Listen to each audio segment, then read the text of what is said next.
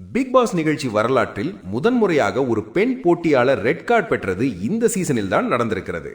VJ பார்வதியுடன் கம்ருதீனும் வெளியேற்றப்பட்டது குறிப்பிடத்தக்கது. அவர்கள் 2 பேரையும் இப்படி நடத்தியதுதான் சரி என்று பலரும் மகிழ்ச்சி தெரிவித்தார்கள். இந்நிலையில் பிக் பாஸ் வீட்டுக்குள் வந்து பார்வு புகழ் பாட ஆரம்பித்த வாட்டர்மெலன் ஸ்டார் திவாகரை அசிங்கப்படுத்திவிட்டார் பிக் பாஸ். பிக் பாஸ் நிகழ்ச்சியின் 9வது சீசன் இன்னும் சில நாட்களில் முடிவடையவிருக்கிறது. இந்த சீசனின் சென்சேஷனலாக விஜே பார்வதியும் கம்ருதீனும் மாறிவிட்டார்கள். சக போட்டியாளரான சாண்ட்ராவை டிக்கெட் டு ஃபினாலே டாஸ்கின் போது அவர்கள் 2 பேரும் எட்டி உதைத்ததால் கண்டனங்கள் வலுத்தன. அதனை அடுத்து அவர்கள் 2 பேருக்கும் அதிரடியாக ரெட் கார்டு கொடுத்து வீட்டை விட்டு வெளியேற்றிவிட்டார் விஜய் சேதுபதி. ரெட் கார்டு பெற்ற பிறகு சாண்ட்ராவிடம் 2 பேரும் மன்னிப்பு கேட்டுவிட்டு அங்கிருந்து சென்றார்கள்.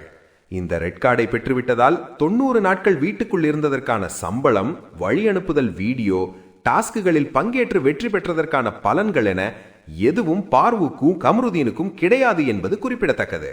கொஞ்சம் கோபத்தை கட்டுப்படுத்தி இருந்தால் இவ்வளவு இழப்புகளை அவர்கள் சந்தித்திருக்க வேண்டாம். பிக் பாஸ் வீட்டிலிருந்து வெளியே வந்த விஜே பார்வதி தனது இன்ஸ்டாகிராம் ஸ்டோரிகளில் ட்ரெயின் விட்டுக் கொண்டிருக்கிறார்.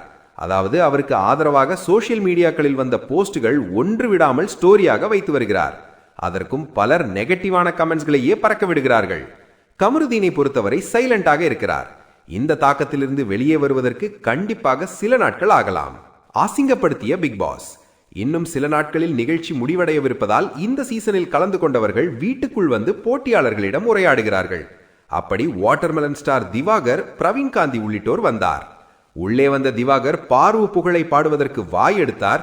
உடனே சுதாரித்த பிக் பாஸ், திவாகர் வெளி உலக விஷயங்களை பேசாதீர்கள், அதையும் மீறி பேசுவேன் என்று சொன்னால் மெயின் டோர் வழியாக வெளியே செல்லலாம் என கூறிவிட்டார்.